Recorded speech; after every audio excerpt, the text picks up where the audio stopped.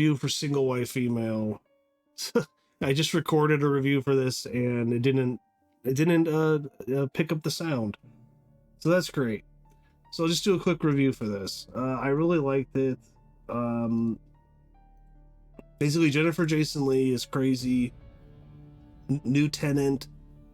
She moves in. And strange things start to happen. Movie was made for $16 million. It made $84.1 million. Steven Weber is Bridget Fonda's boyfriend and a fiance. Bridget Fonda discovers that he slept with his ex-wife again. And she's like, okay, it's off. We're no longer engaged. And she kicks him out. If you do me a favor and smash that like button, it'd be great. It really helps the channel. This movie's got a great cast. You have Steven Weber, Peter Friedman, Stefan Tobolowsky. Not a huge cast, really, pretty small, but it's just about Jennifer Jason Leigh, who, like Bridget Fonda says, has no friends, has a hard time relating to other people, has no female friends, really. You can tell why by the end.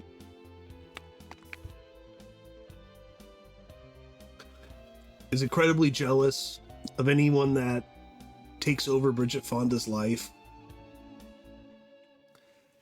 And she lies to her about her past. She says that she doesn't have a sister. She never had a sister, that her sister died in the womb with her. It was her twin sister. This, makes Bridget Fonda sad, and she's very empathetic. She's a very nice person. And then throughout the movie, they become friends. They watch old movies together. Jennifer Jason Leigh kind of cleans up the house also, and kind of just takes care of her and is protective of her. And a little bit is okay, but she just is way too clingy and protective. Like, Steven Weber kind of gets back into her life. And before this, Jennifer Jason Leigh buys a dog, which isn't allowed. But she knows how Bridget Fonda is, so the dog is locked in a room by himself. And she's like, "Okay, I'll return it the next day." They said you couldn't return it the next day if you don't want it. And it's this cute little dog named Buddy, and Bridget Fonda then goes and gets the dog, and she's cuddling with the dog, and so she's like, "Okay, fine, we can keep the dog." And I'm sure Jennifer Jason Leigh knew that. And it was maybe a test, too, just to kind of figure out her psychology, And then Steven Weber kind of comes back into her life. And he said he mailed her a love letter and also his keys in the letter. And she's like, "Well, I never got the letter." And he's like, "Okay, forget about the letter." But what happened is Jennifer Jason Leigh got the letter and she hid it because she doesn't want him back in her life. She wants her all for herself. And I'm not sure if she's a lesbian. I don't think so. I think it's more like she wants her to be her twin sister, basically. And I don't even know. It's almost like she wants to take over her life, too. It's very weird and creepy. And then, which shows how truly evil this woman is, with Steven Weber and Bridget Fonda go out on a date. The dog is at the door scratching for Bridget Fonda, so even the dog likes Bridget Fonda more than Jennifer Jason Leigh. And the next scene, the dog, she said, fell out and died from the skyrise apartment. Steven Weber is blamed because he said that he fixed this cage that's on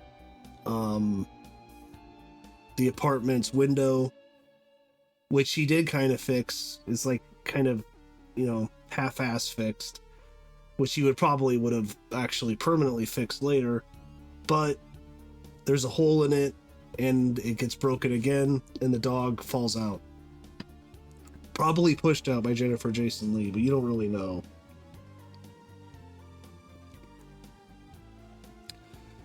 So they're going to get back together, and this means that he's going to move into the apartment, or Bridget Fonda's going to move out. But then finally she's like, no, we'll just tell her to move out. Even though she kind of promised her that, like, I'm done with Steven Weber. This is going to be our apartment together. But so this really starts angering Jennifer Jason Leigh, and things spiral even more out of control. Like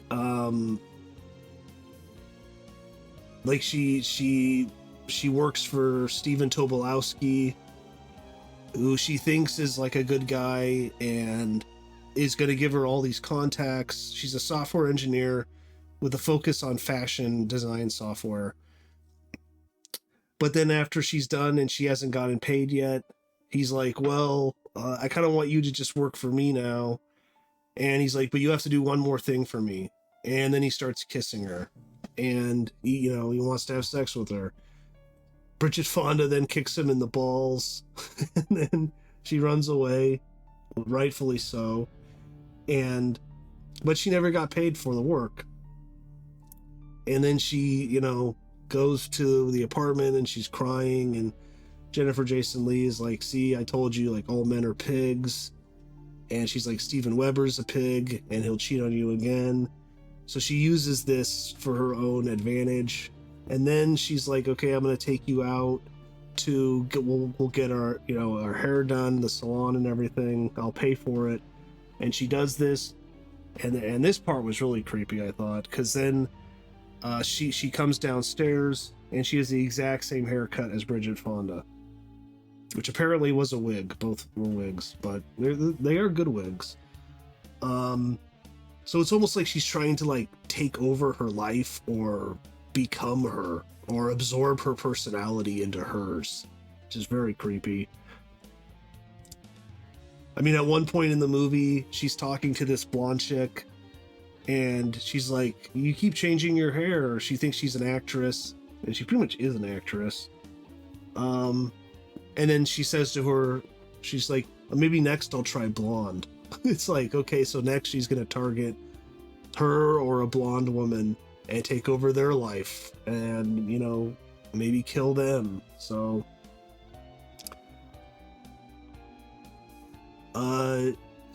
Bridget Fonda starts to kind of, especially after that and some other things, start to think, okay, this woman is kind of crazy. Something's wrong with her.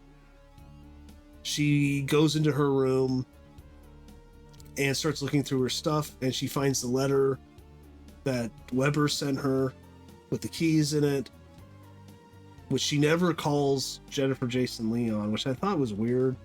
I don't know, maybe they deleted the scene. It's a cut scene, I'm not sure, but I thought that was kind of strange. Like, you could have easily called her on it, but... And also Jennifer Jason Leigh, which Bridget Fonda never finds out, is deleting messages that Steven Weber sends when she's not there on the recording machine. But then she goes to her friend who lives upstairs, this gay guy played by Peter Friedman, and it's like her best friend. She's known him for years. They talk a lot. They have dinner, and she sometimes watches his cat. And this apartment is like an old apartment. He lives above Bridget Fonda, and you can kind of hear what people are saying if you listen closely. So Jennifer Jason Leigh is listening, and Bridget Fonda is telling him about all these stuff that she did, and she thinks she did, and she thinks she's crazy. And she contacted her parents, and she's crazy. She's like, I don't know what to do. because she still cares about her. And he's like, just kick her out. He's like, kick her out tonight. He's like, I'll help you. Call the police. And she's like, but I can't kick her out, you know, like overnight. And then he's like, you do it or I'll call the police. So she then leaves, and Jennifer Jason Leigh then sneaks up to the guy's apartment. He sees her. She attacks him, and you think he's dead. I thought he was dead, but he isn't. He's just in his bathtub. So I thought that was a little weird. They already showed that she'd kill a little puppy. She definitely would kill him, but she doesn't. He pops up later and is you know, awakes from his slumber. And then, you know, they look similar. I mean, I'm sorry, Jennifer Jason Leigh's not as attractive, as hot as Bridget Fonda. And she even says that in the movie, that she's one of the less attractive girls or something. And I'd say she's not like incredibly unattractive, but you know Bridget Fonda. But anyways, and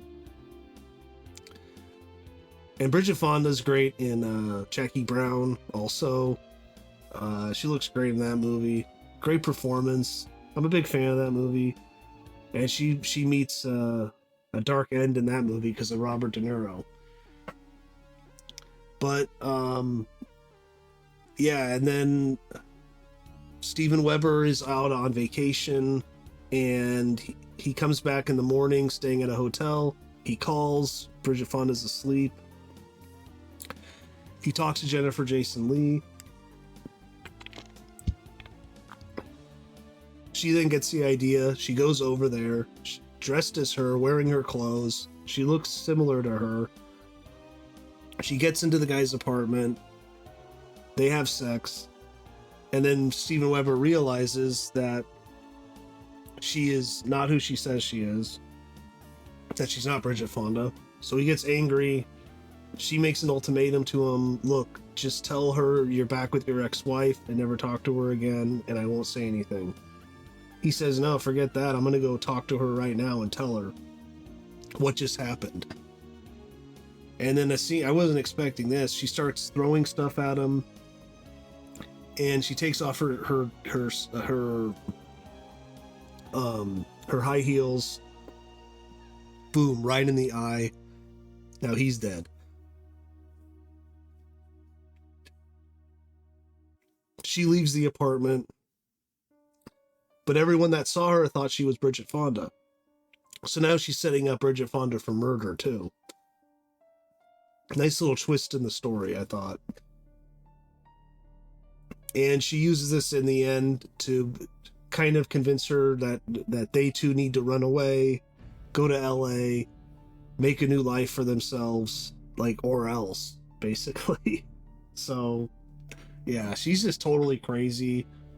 It's like she wants to absorb her personality, kind of, and become her, or